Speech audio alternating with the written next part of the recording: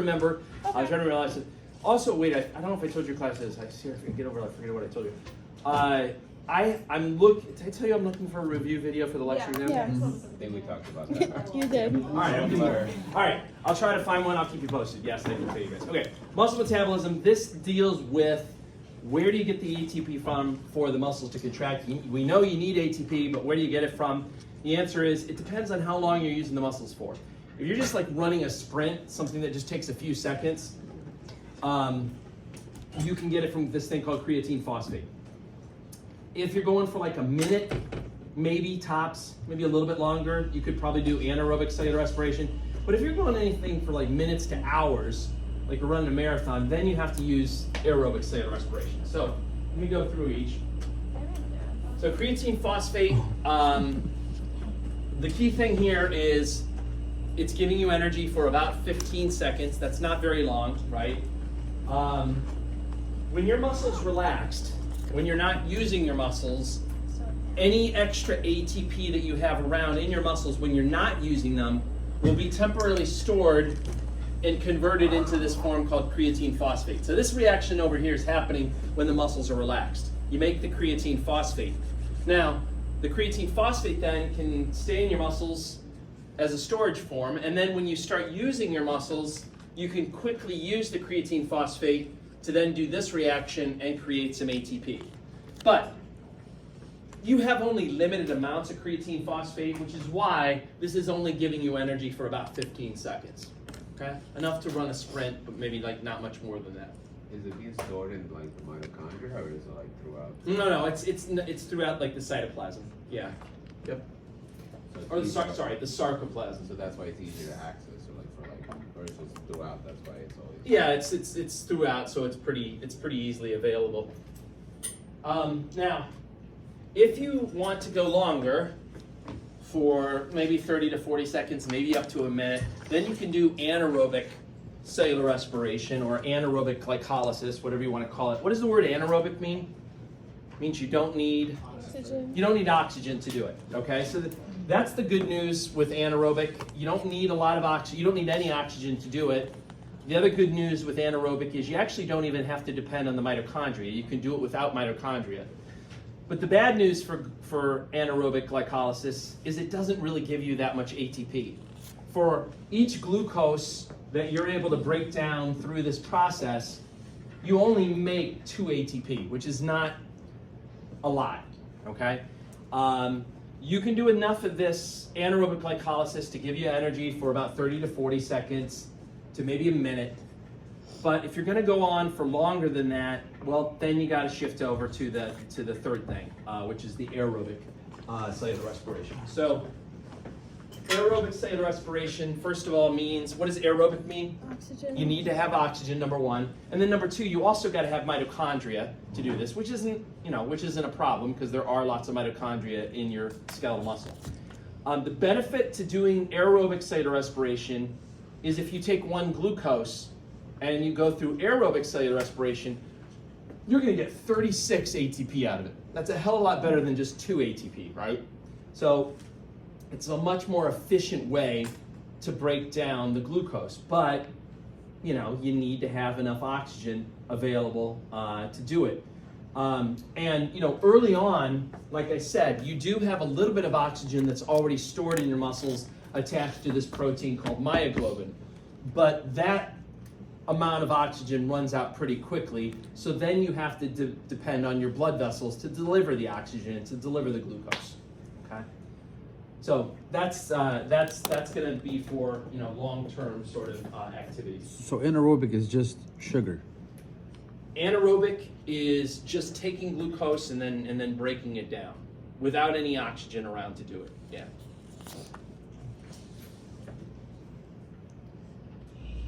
Now, muscle fatigue and recovery oxygen uptake. So muscle fatigue just means your muscles are tired out. You can't use them. They're refusing to work for you. They're not contracting. Why might that be? Well, just think of any of the things that you need to make your muscles contract. And if you're short on any of those things, that might be the explanation for why your muscles aren't working. So if you're running low on calcium, that could be a cause. If you're running out of, creatine phosphate or oxygen or whatever, that can cause oxygen fatigue. If you don't have enough energy source, enough glucose being delivered, that can make your muscles tired, all that stuff. Elevated oxygen use after exercise, that's referred to as recovery oxygen uptake. They used to call it repaying the oxygen debt. Basically, after you're done exercising or using your muscles, your body's going to try to get your muscles back to their point before you were exercising. And in order to kind of reset things and get them back to that resting state, you need more oxygen to do that. It has to do with kind of recycling some of the things that you use during the exercise, etc. So that extra oxygen that you have to take up when you finished exercising, they call that recovery oxygen uptake. Now, for cardiac muscle and smooth muscle, it's a little bit different. For cardiac muscle has such a high demand for ATP that it won't screw around with creatine phosphate, it won't screw around with anaerobic glycolysis. It goes straight to the aerobic cellular respiration, which gives the 36 ATP per glucose, right? That's just because cardiac muscle, you think about it, cardiac muscle is constantly working. It doesn't get to rest, hopefully, right? Hopefully your cardiac muscle is not getting a rest. If it is, then bad things are happening, right? So it has a very high demand for ATP, which means that you got to use the third method. You got to use aerobic respiration. It also implies too that because of aerobic respiration, you need oxygen to do it. It also means you got to have a good supply of oxygen to your heart muscle cells. They're very dependent on oxygen supply, and as you'll learn in A&P2, there's a whole set of blood vessels that are designed to deliver oxygenated blood to your cardiac muscle, and those are called your coronary arteries, okay? They're probably the most important arteries in your body because they're meeting the demands of your heart muscle. Unfortunately, those coronary arteries are not very big, and they can become blocked off pretty easily. And when that happens, what's that problem called when you have like a blocked coronary? That's a heart attack. Okay, when these coronaries, or the fancy name is a myocardial infarction, that's obviously a big deal. Your heart muscle does not like blockages in its blood supply because that means it's not going to be getting enough oxygen, it's not going to be getting enough glucose, and the heart muscle will start to die, and that's called a heart attack in layman's terms, or a myocardial infarction. Smooth muscle does not have as high a demand for ATP as cardiac muscle. So for the most part, smooth muscle can get away with doing that kind of middle of the road one, the anaerobic respiration, the one that doesn't require oxygen, that doesn't require mitochondria. Yes, it's only giving you 2 ATP for every glucose that you break down, but apparently for smooth muscle, that's enough to meet its needs most of the time. All right. New topic. Any questions about where they get their ATP from? I think pretty good about that. All right, new topic, control of muscle tension. And again, if you don't like the word muscle tension, just substitute in the word contraction. So this topic is, how do you control how much contraction you have in a muscle? How forcefully the muscle contracts? You can adjust that, right? When you lift up something with your hand that's light, you're using a certain amount of contraction in your bicep to do that.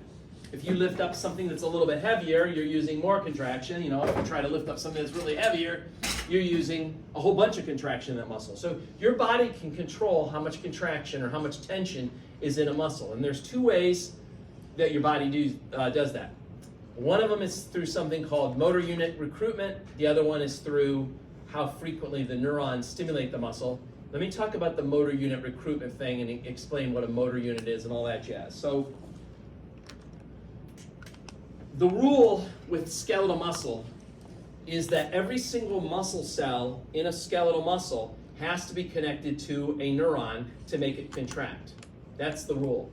So let me draw an example over here. I'm going to draw a muscle, and this muscle is going to have 8 muscle cells in it. Okay? These are the muscle cells.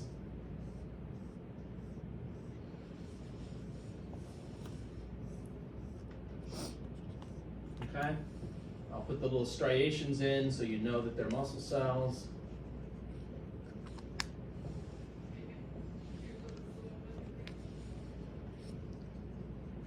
Okay? So there's my muscle. It's got 8 muscle cells in it. Now the rule is every one of those muscle cells has to be connected to a neuron. And this is how I draw neurons. Usually I have like the one part, and then I have this long part that goes out like this. And then the end of it usually gives off little branches like that. So that's my neuron, okay? Now, a motor unit, by definition, is one motor neuron plus all of the muscle fibers that it goes to or that it stimulates. So for example, this, I drew one neuron here, but it's possible that this neuron could give off branches so that it actually might go and also stimulate that muscle cell. So this whole thing here would be called a motor unit. A motor unit is the motor neuron and then all of the muscle cells that it goes to or that it stimulates. And again, the rule for a muscle is that every single one of those muscle cells has to somehow be connected to a neuron. So maybe for these other ones, it might look like, you know, like this, right?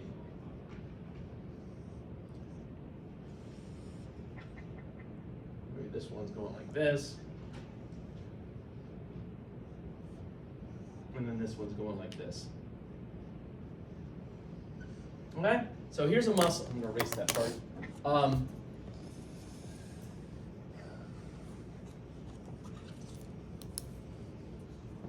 So here's a muscle, and then these are the motor units. And in this example, there are 4 motor units, right? You got this motor unit, then this motor unit, then this motor unit, and then that motor unit.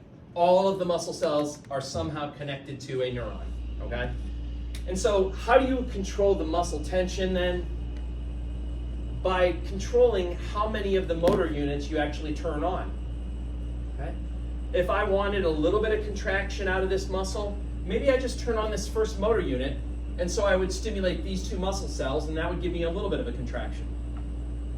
If I want a stronger contraction, maybe I turn on the first motor unit and the second motor unit, and then I would get all 4 of these cells involved, and that'd be a little bit stronger. If I want more, turn on 3 of the 4, and then I'd get 6 involved. If I want the full contraction, turn on all 4 motor units, and then all of the muscle cells would get involved, okay? So that's known as motor unit recruitment, and that's one way to control how strong the muscle contracts. Now, before I leave that topic, let me just tell you about the difference in motor units between what are called high precision muscles versus low precision muscles.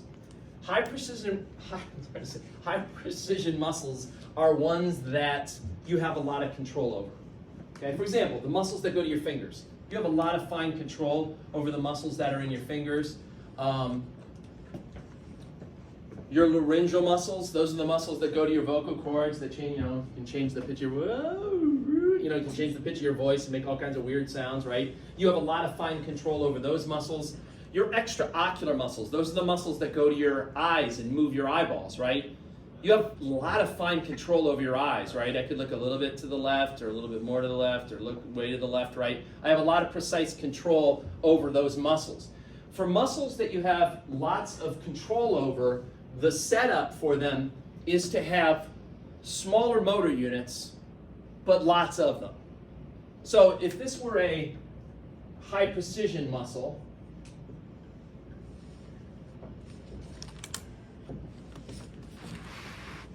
the setup might look like, I don't know, let me just adjust this a little bit.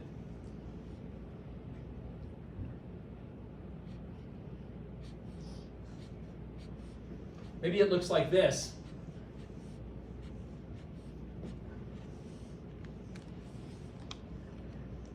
Notice in this example, I've got 1, 2, 3, 4, 5, 6 motor units. Now, each individual motor unit is not very large. Like some motor units go to 2 muscle cells, but some of them only go to 1 muscle cell. So in other words, the motor units themselves are not very big, but there's lots of them. And when you have that setup, it gives you options, right? The more motor units you have, the more you can fine-tune exactly how much contraction you get, right? Turn on 1, turn on 2 of them, turn on 3 of them, turn on 4 of them, turn on 5 of them, turn on all 6, right? You get a lot of options, and that's what you have in a high precision muscle, like in your fingers or your eye muscles or your throat or your larynx muscles. If this were a low precision muscle, such as like your big back muscle, like your latissimus dorsi or your thigh muscles, you know, things that you don't have a lot of fine control over, the setup's different. You're going to have larger motor units, but fewer of them. So it'll look more like, you can probably see where this is going, but it'll look more like something like this.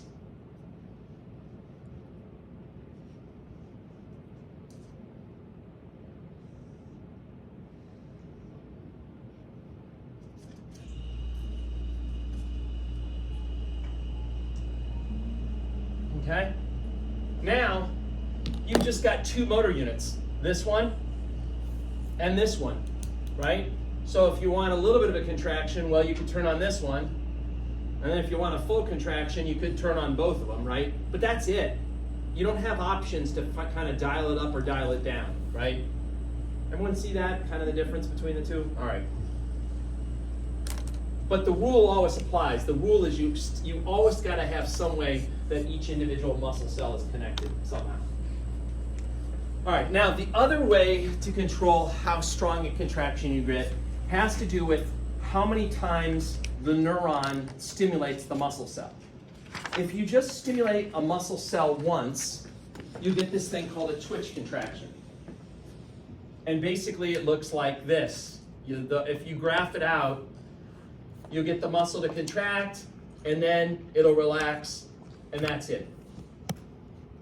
But if you stimulate it repeatedly, if you have the neuron stimulate, keep stimulating the muscle cell, then you'll get contractions that start to build and they get stronger. So it goes, the graph kind of goes up like this, and then it may go up again like that. You get stronger and stronger contractions the more frequently you stimulate it with the neuron. And I'll show you how that works in a second. But first, let me talk about a twitch contraction. A twitch contraction is when you just stimulate the muscle once, and then you kind of watch what happens to that muscle. And I'm going to just shift to this picture here to explain it. So at this point where the arrow is, that would be when the neuron stimulates the muscle cell. So boom, the neuron stimulates the muscle cell. What happens? Well, first of all, notice at first for a little while, nothing happens, right? The graph stays the same.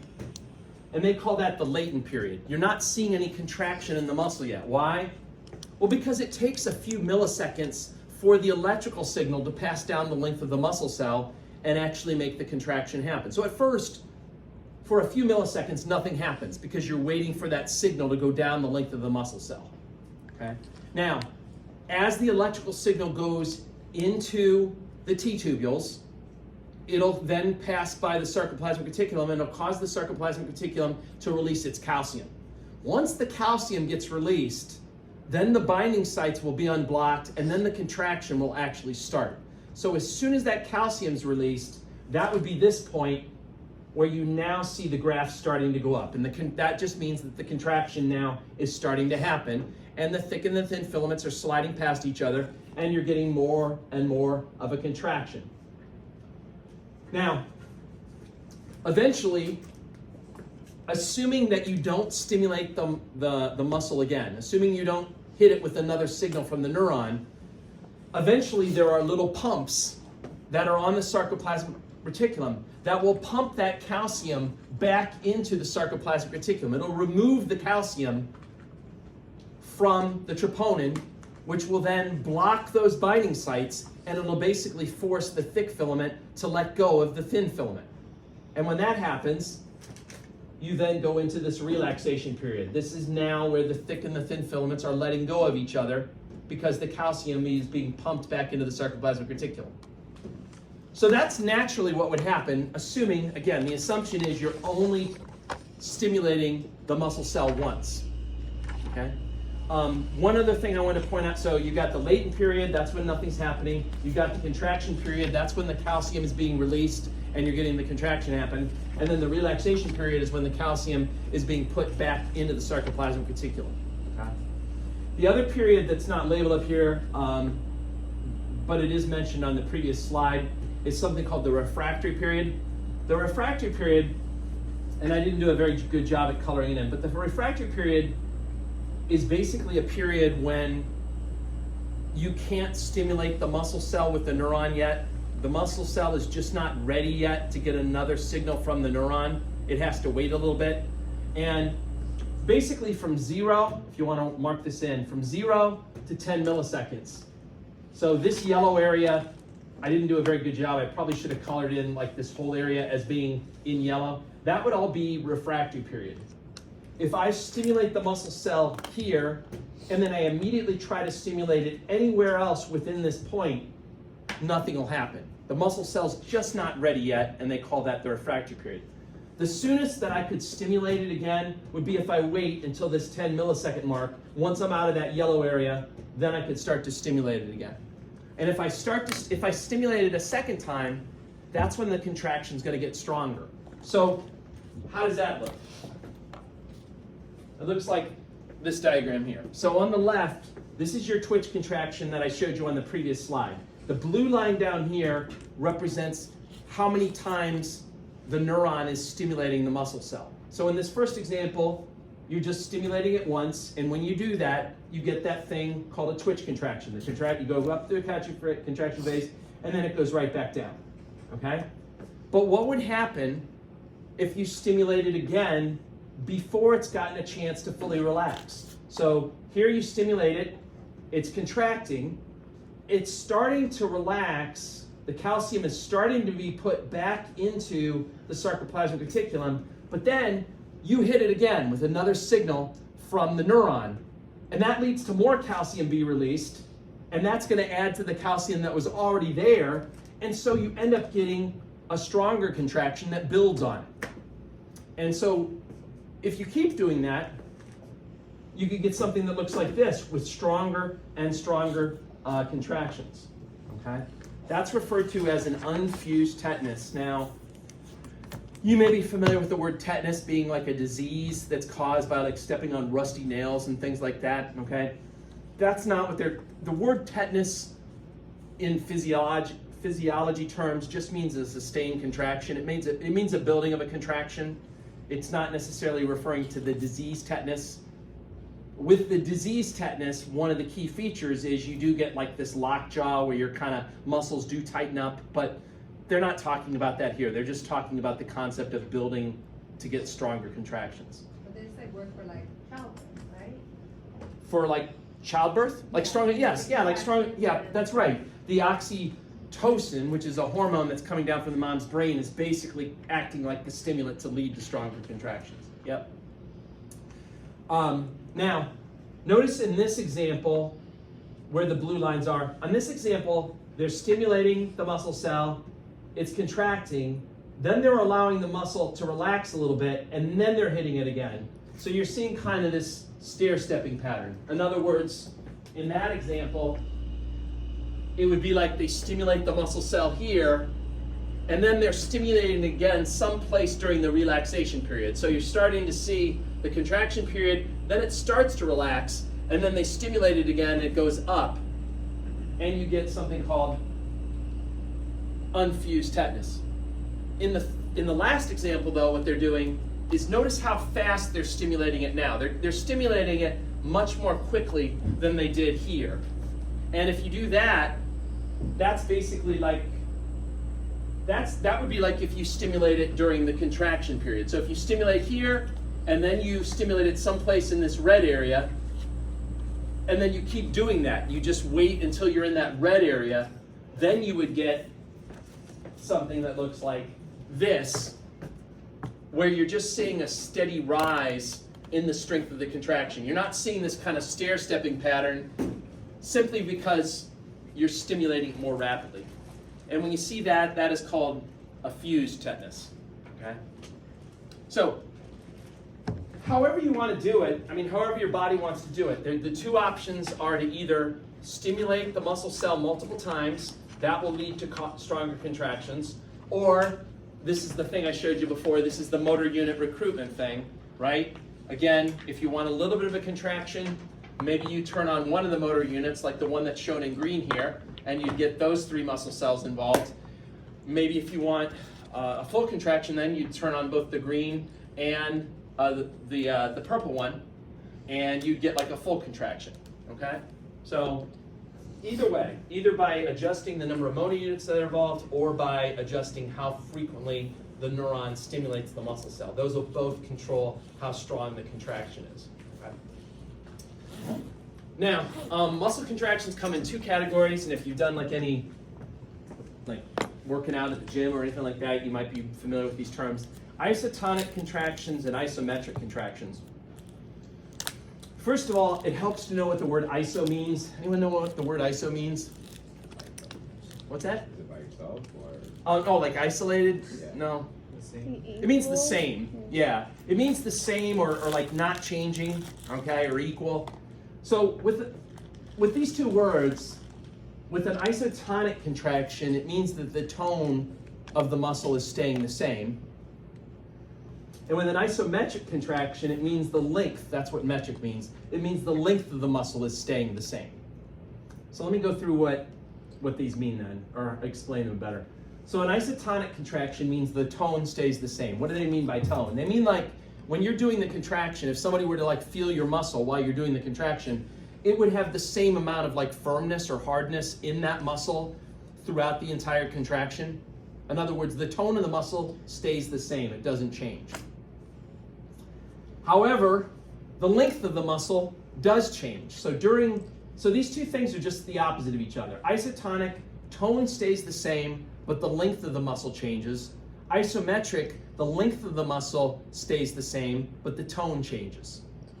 So with an isotonic, if you did something like this with your biceps, where you're bringing something closer to you, like you're lifting a weight and you're moving it up closer to you, if you felt your biceps during that movement, it would maintain its same level of firmness. So the tone is not actually changing. But if you measure the length of the biceps as it's coming closer to you, it's getting shorter. Okay, the length of that muscle, because obviously the bones are coming closer together, the length of the muscle is getting shorter. So that'd be what they call a concentric isotonic contraction. The muscle is contracting, tone stays the same, but the muscle is getting shorter as it's working. On the other hand, if you put a weight in your hand again, and you let that weight down like this, if you felt your biceps again as you're doing it, the tone would stay the same, but now the length of the biceps is getting longer. So that would be classified as an eccentric isotonic contraction because the muscle length is getting longer. Okay? Isometric contractions basically mean that the length of the muscle is not changing, which means that the joints basically aren't moving. A good example of doing an isometric contraction would be simply to pick up some heavy object and just hold it in place. Just hold a heavy object in place, okay?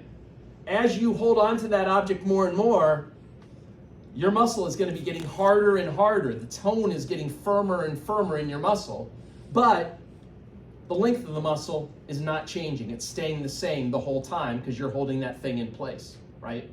So length does not change, but the tone does change. Okay? All right. Types of skeletal muscle fibers. I mentioned that there's a couple different types based on, you can classify them based on their appearance or you can classify them based on their function. Based on their appearance, you can call them either red or white muscle fibers. You probably haven't seen your own muscles unless you've been in some terrible accident, but I'm sure you've seen, like, you know, the dark meat and the white meat, like in chicken, right? The dark meat is essentially red muscle fibers, and the white meat is white muscle fibers. Okay. What makes and the same applies to humans. What makes the dark dark, and what makes the white white? The red, the red or the dark meat or whatever, it appears red because it has a lot of myoglobin in it. Myoglobin is that protein. It's a lot like hemoglobin. And it actually, when it's bound to oxygen, it has a reddish color to it. So that creates the reddish color. Not to mention that red muscle fibers have a greater blood supply. The more blood that's delivered to an organ or a tissue, the more red it's going to appear. Okay? White muscle fibers, they have less myoglobin. They have less of a blood supply. So they tend to take on more of a whitish appearance. So that's the appearance thing. By function, there's 3 groups. And these three groups would match up to the previous slide. Like these two here would basically be the red muscle fibers, and then this one down here would be the white muscle fibers. And you can see them, this is like a electron microscope view here. So this guy here and this guy here would be the red muscle fibers, and then this guy in the middle would classify as the white muscle fibers. What's the difference between the three of them? It depends on where they get their ATP from, and how fast they contract, how strong they are, and then also how easily they tire out. Okay, so there's kind of a couple different things. Slow oxidative fibers, they contract slowly. They get their ATP mostly from aerobic respiration. That's what the oxidative part means. They are the weakest of your muscle fibers. They're not strong. That's the bad news. The good news is, though, they don't tire out very easily. They're fatigue resistant. So they're the kind of things you use when you're running like a marathon, or when you're using your muscles for a long period of time. You would lean heavily on those guys. Okay? At the other extreme would be the fast glycolytic fibers. They are very strong.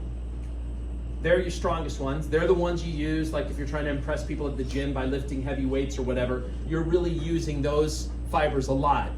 But the bad thing about those fibers is they tire out pretty quickly, okay? They run out of steam pretty quickly. So that's the downside there. And then in between the two extremes are something called fast oxidative glycolytic. Fast oxidative glycolytic, they can rely on a combination of aerobic respiration, that's the oxidative part, or they can do glycolysis, which is the anaerobic part. So they kind of have a choice. In terms of strength, they are stronger than the slow oxidative, but they're weaker than the fast glycolytic. In terms of fatigue resistant, they're more fatigue resistant than these guys, but they're less fatigue resistant than those guys. They kind of run intermediate, right? Now, there's not going to be any muscle that's made up of just one of these types. All of your muscles are a mix of these three types, okay? Like you can't point at your like biceps and say, oh, that's all fast glycolytic, or your gluteus is all, slow oxidative or whatever. Every muscle is going to be a mix. Within a particular motor unit, though, all of the fibers will be the same. So, you look at this diagram here, maybe all of these muscle cells are slow oxidative. They're all part of this motor unit. And then maybe all of these muscle cells are like fast glycolytic. So you won't mix muscle types within the motor unit, but you will mix them within the entire muscle, okay?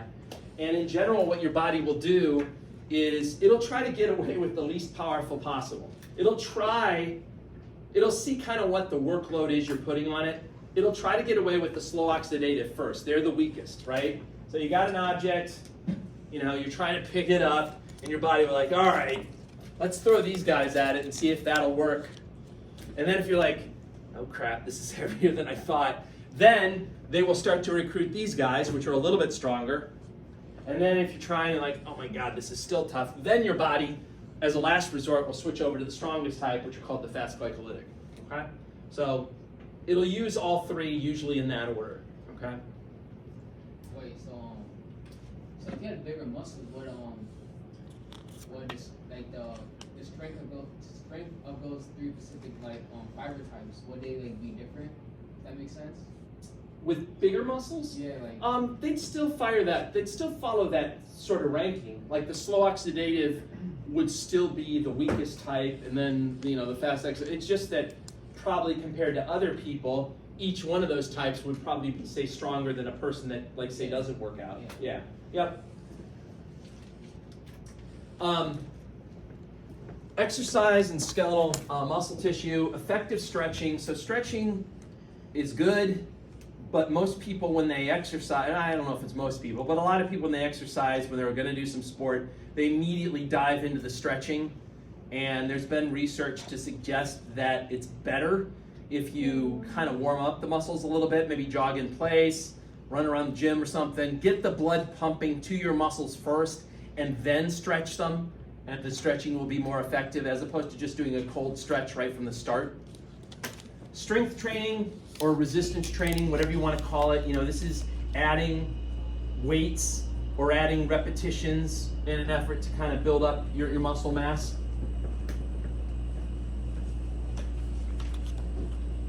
Cardiac muscle, finally we're going to talk a little bit about cardiac muscle. Cardiac muscle, it's got stripes like skeletal muscle. Because it has stripes, you know that it also has sarcomeres. That's why it has the stripes. You can't control cardiac muscle like you can control skeletal, so it's classified as involuntary. One special thing about cardiac muscle is it's autorhythmic. That means that it can generate its own electrical signals. It doesn't have to have neurons make it contract. Cardiac muscle will contract on its own. Okay? That's what autorhythmic means.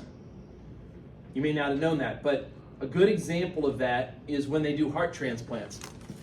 When you do a heart transplant on someone, you take the heart out of the donor, right? They're gonna die, sorry about that, but you take the heart out of the donor, right? And then you put the heart into the recipient. When they do that, they don't hook up any nerves or anything, okay? They obviously have to hook up the big blood vessels, all the pipes and the tubes, they gotta hook those up.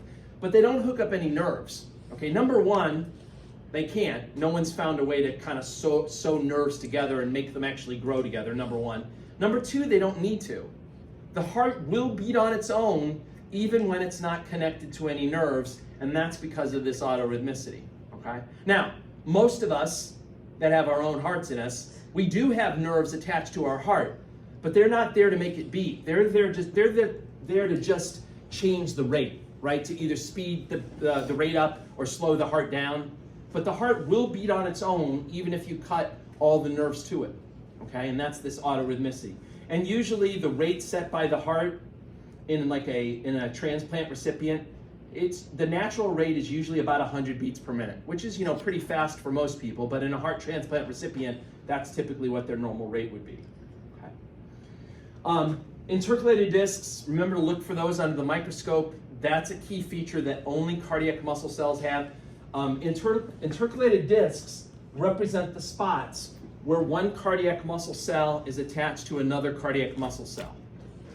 Okay? And inside the intercalated discs are gap junctions. Gap junctions are a type of cell junction that you learned about in chapter 4, I think it was, where cells that are connected with gap junctions, they're like little passageways, and it allows the cells to actually share their cytoplasm. And so it looks kind of like this.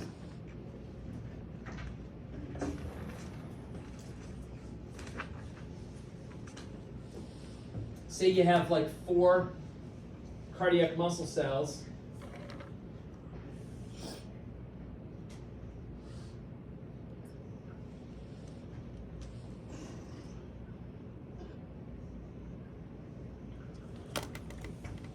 In between the cardiac muscle cells would be these gap junctions that sort of kind of look like this. They're little passageways that allow the heart muscle cells to share their cytoplasm. Who cares? Like, why is that important? Well, what it does is it essentially, when you have cells that are connected with gap junctions like that, it's kind of like you converted them all into one giant cell. And what that does is it leads to very fast electrical signaling in your heart, okay? If you stimulate one heart muscle cell, because of all those gap junctions, the electrical signal passes very quickly to all of the other heart muscle cells. And that quick signaling in the heart is super important because everybody has to be on the same page. You want all the heart muscle cells contracting at the same time, and then you need them all to relax at the same time. It has to be synchronized. And by having those gap junctions, it allows that to sort of to happen. And when they're not synchronized? What's that? And when they're not synchronized? When they're not synchronized, weird things can happen. Like a portion of the heart may beat a little bit too late. It'll be out of sync. You won't pump the blood forward effectively. It might actually cause like heart failure, atrial fibrillation. Is that what you said? Yeah. Atrial fibrillation is kind of when the atria just sort of vibrate and they're not getting a nice, coordinated contraction. So, everything has to be. They all have to really be on the same page, and that those gap junctions help with that. Contractions last longer in cardiac muscle than they do in skeletal muscle. So instead of having instead of having a twitch contraction that kind of goes up and then comes back down like you had with skeletal muscle, cardiac muscle looks more like this. It goes up, and then you have this kind of long plateau phase, and then it goes back down. So it's a longer contraction. More mitochondria, that's not surprising because, again, cardiac muscle will only do aerobic cellular respiration, and you need lots of mitochondria if you want to be good at that. Smooth muscle doesn't have stripes because it doesn't have sarcomeres. It still has thick and thin filaments, okay? The only difference is they're not arranged in a sarcomere pattern. So without the sarcomeres, you don't get any stripes, okay?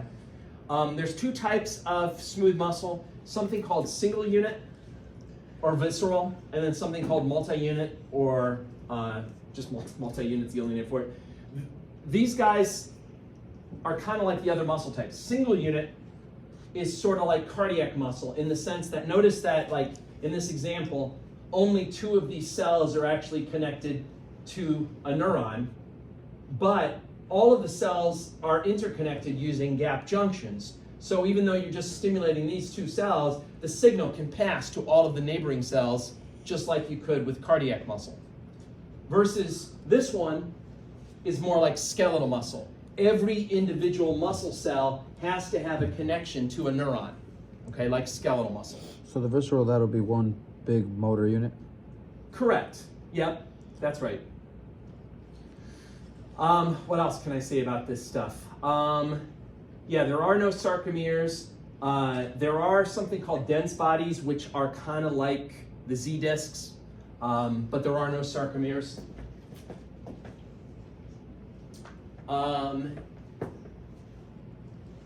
Smooth muscle can shorten and stretch more than the other types. So not having those sarcomeres means that you can get more of a contraction. You know, with the sarcomeres are great, but once the thick filaments kind of slide into the Z discs, they can't go any further. They're kind of limited. Since you don't have that set up in smooth muscle, the smooth muscle cells can really bunch up, and you can get like a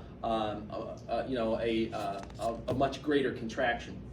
Another difference is the regulatory proteins. Remember, with skeletal muscle, cardiac muscle, you have troponin and tropomyosin that kind of control the contraction. Here you got something different called calmodulin and myosin light chain kinase. They essentially do the same thing. They're just a little bit different proteins. Nervous system and hormones can influence contractions. We'll spend a lot of time in chapter 15 studying what's called the autonomic nervous system. The autonomic nervous system is connected to lots of smooth muscle and controls kind of your internal body functions. Smooth muscle fibers will contract in response to stretch. So there's kind of a built-in reflex in your smooth muscle cells that if you stretch them, and then that they will reflexively contract. That's important, like inside your intestines. When you have food that's going through your intestines, the food can stretch the wall of the intestine, which stretches the smooth muscle there, and then automatically they'll contract, which will then push the food forward to the next area, which will then stretch, and then cause a contraction by it. So there's kind of a built-in reflex in like your intestines based on the smooth muscle that's constantly pushing the food forward. Regeneration of muscle tissue, again, it's not very good. Nervous tissue's worse, but epithelial and connective are better. In the case of skeletal muscle and cardiac muscle, they really can't do any mitosis. So unfortunately, you know, when you damage or you destroy skeletal muscle or cardiac muscle, it's not coming back, okay? That especially sucks for your heart, right? When you have a heart attack, when you have a myocardial infarction, you're gonna lose heart muscle cells, okay? The good news is, hopefully, you're lucky enough to survive the heart attack. The bad news is, your heart's never gonna function as well as it did before you had the heart attack because you've now lost that cardiac muscle and you've replaced it with basically scar tissue, collagen fibers, and they don't contract, right? Smooth muscle can do some regeneration. It's still not great at it, but it is better at the other types. So yes, it can do some mitosis and it can kind of repair itself, but it's not as good as, like, you know, epithelial or connective. development of muscle, the key word is mesoderm, okay? Again, when you're an embryo, when you're a fetus, there are three kind of early types of tissue that you have in your body: ectoderm, endoderm, and mesoderm.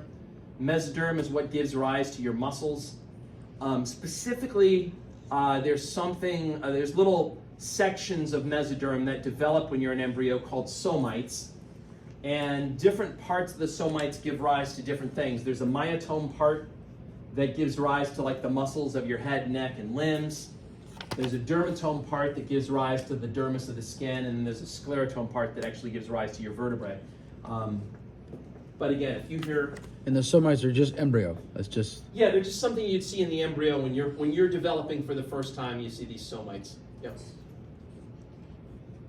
Aging in muscular tissue. So between 30 and 50 years of age, about 10% of our muscle tissue is replaced by fibrous connective tissue, so like collagen fibers, or our old friend fat, right? So they're replacing it. By 50 to 80 years of age, another 40% is replaced. What happens? Well, you lose muscle strength, right? You're not as strong if you don't have as much muscle tissue. Changes happen in the electrical signaling, not only in your muscles, but also in your neurons. So your reflexes are slow. We'll talk about reflexes when we get to the nervous system chapters. And then, this is kind of interesting, there's an increase in slow oxidative fibers. Those are the weakest type of muscle fibers. Now, if you want to write the word, or insert the word over here, relative increase, it's not that when you get older, you don't suddenly make more slow oxidative fibers. That's not what they're talking about. What happens though, is when you get older, the other types of muscle fibers die. So it seems like this kind is increasing simply because the other types have died off. And unfortunately, if you remember, this is the weakest muscle type. So as you get older, you're predominantly losing the fast glycolytic, which are the strongest, and then the fast oxidative glycolytic, which are kind of the middle ground ones. And the only ones you have left are these stupid weak ones, right? The slow oxidative fibers. so it's an increase due to the loss of the other ones. And it's a relative increase due to the loss of the other ones. That's it. Yep. Lastly, disorders, homeostatic imbalances. So abnormal contractions of skeletal muscle. A spasm is a sudden involuntary contraction of a single muscle in a group of larger muscles. It's usually painless. A cramp, on the other hand, usually hurts. It can be related to different things. It might be that you're not delivering enough blood flow. You're not meeting the demands of the muscle, like not enough oxygen, not enough glucose, right? When you're dehydrated, your blood pressure will run low usually. If your blood pressure is too low, that can affect your blood flow, and if you're not getting enough blood flow, you're not delivering enough oxygen and glucose, so that can lead to it. Abnormal blood electrolyte levels, you've probably heard that like low potassium levels can like be linked to like cramps, for example. And lastly, exercise-induced muscle damage. So when you exercise, whatever you're doing, lifting weights, whatever you're doing, you are damaging your muscles, and your muscles get sore. And if you could then take a sample of your muscle tissue and look at it under a microscope. I know everyone at home has an electron microscope, right? It's right behind the cereal box. Just pull that out. Get out your electron microscope and look at your muscle cells. You'd see that they're pretty screwed up after you've exercised. The cell membranes, the sarcolemmas, they're all torn apart. The myofibrils are damaged. The Z-discs are all screwed up, okay?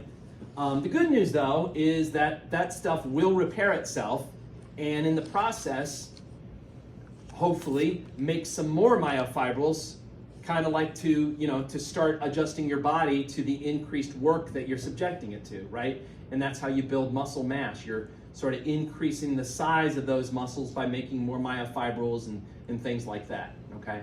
But, you are doing damage, temporary damage after you work out.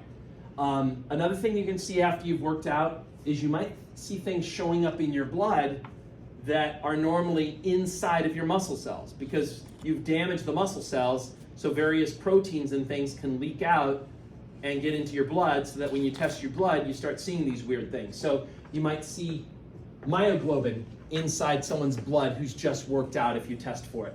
Or you might see the enzyme creatine kinase. That's the enzyme that makes the creatine phosphate. Okay, that might be present in your blood. Now, the interesting thing about myoglobin, creatine kinase,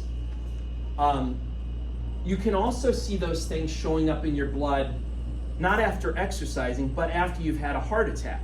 After you've had damage to your cardiac muscle, those things can show up inside your blood also.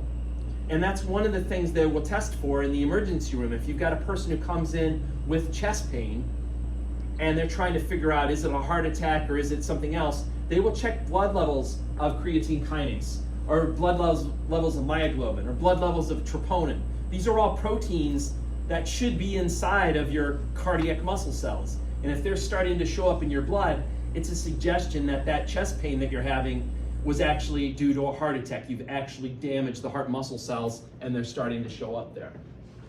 Okay. All right, that was it. I'm starting to get hoarse. Any questions about any of this stuff? Thanks for sticking with me. I know this was a long lecture. I apologize. Check your announcements when you get back. I will look and see if I can find that review that I talked about. If it's still relevant, I'll post it for you guys, but just check on Blackboard. And then, you know, if I do post it, I suggest watching it. Oh,